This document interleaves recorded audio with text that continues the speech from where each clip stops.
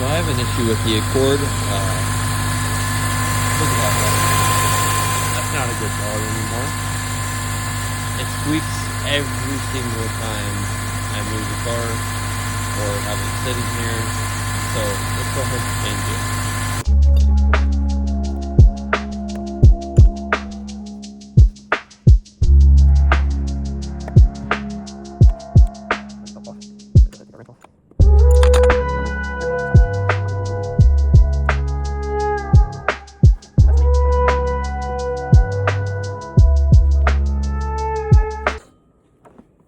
As you can see, it was rubbing up and getting oil all over it and just wearing this out.